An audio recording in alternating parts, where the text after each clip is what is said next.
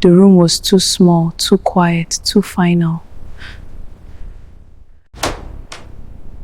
Please, not again.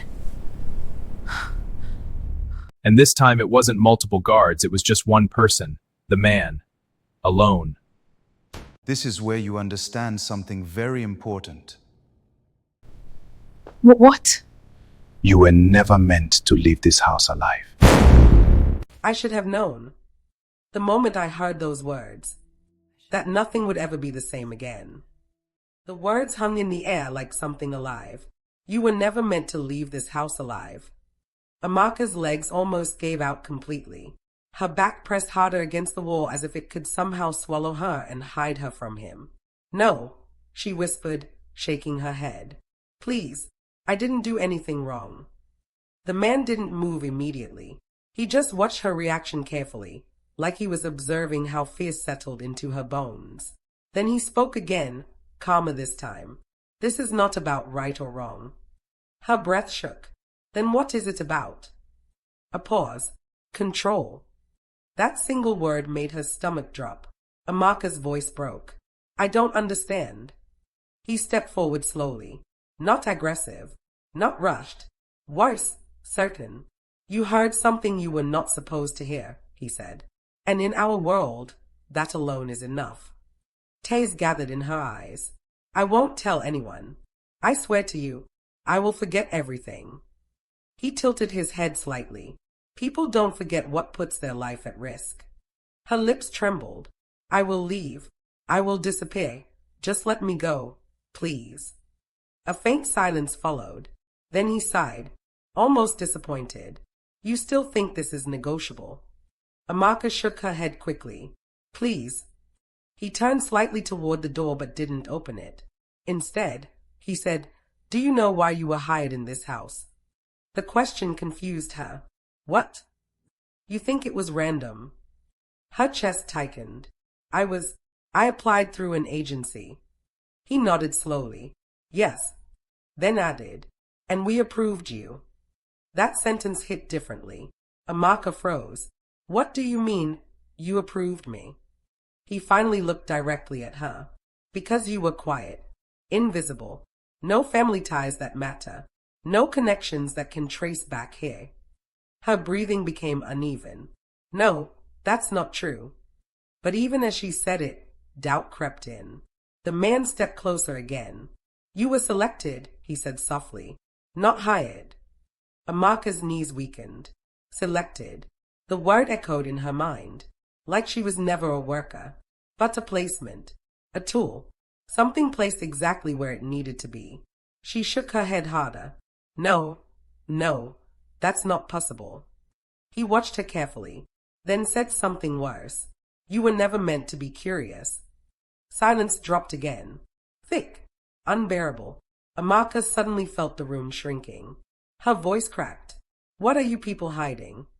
The man didn't answer immediately. Instead, he walked toward the chair and sat again, leaning back, completely calm. And that calmness terrified her more than anger ever could. You heard a conversation about documents, he said. Her eyes widened slightly. I didn't understand it. You didn't need to. A pause. Then he added, Understanding is not required to become dangerous. Amaka shook her head slowly. I don't want any trouble, please. He leaned forward slightly. And yet trouble has already found you. Footsteps suddenly echoed outside the room. Amaka flinched instantly. Who is that? She asked quickly, panic rising. He didn't answer. The door opened slightly again. Another man entered. Younger, sharper eyes. He looked at Amaka briefly, then turned to the main man.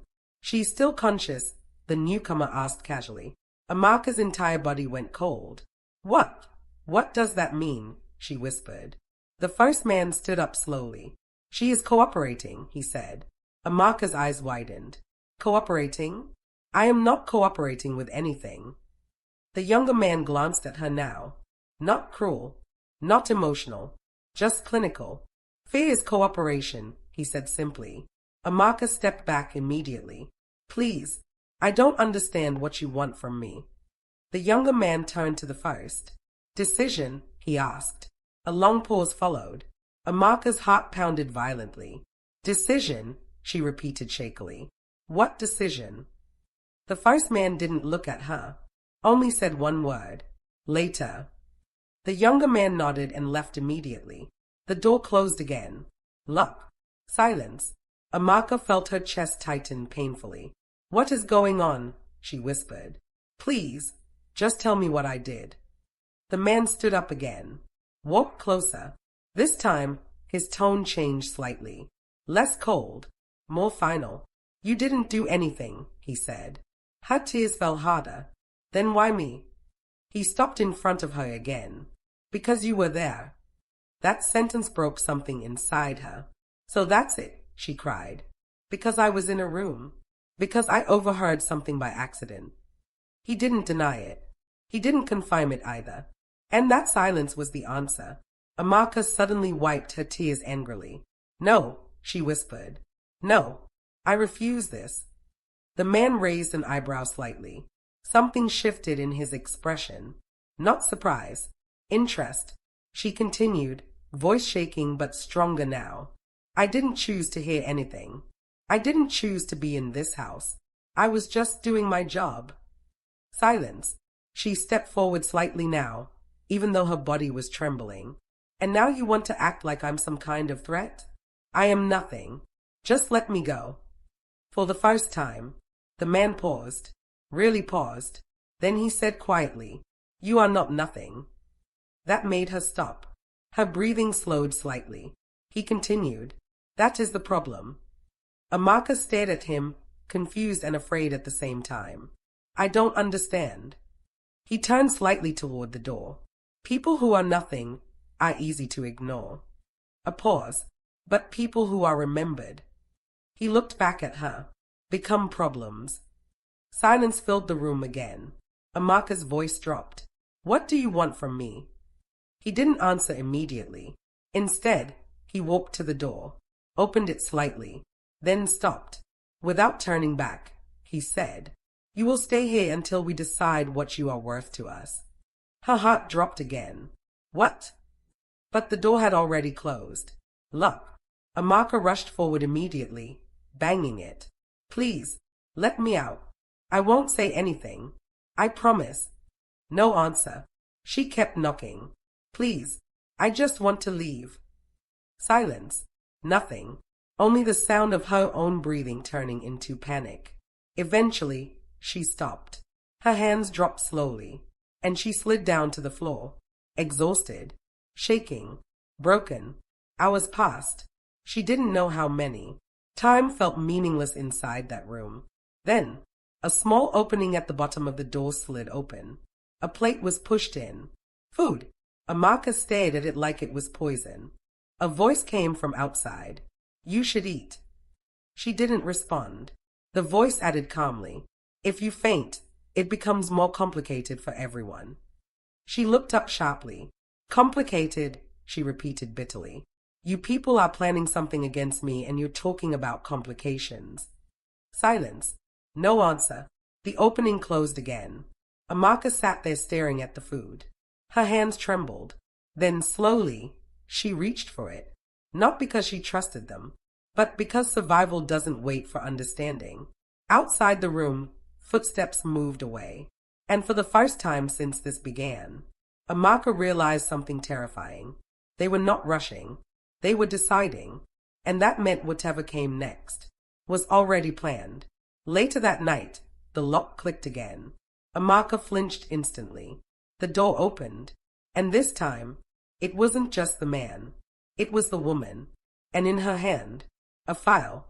She walked in calmly and said, Let's stop pretending this is still a misunderstanding.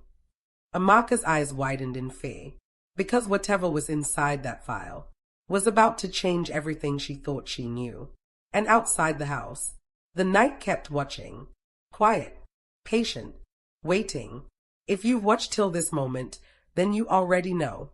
This is no longer just a story of a maid. Something far bigger is happening in that house. And in part 3, the truth finally comes out.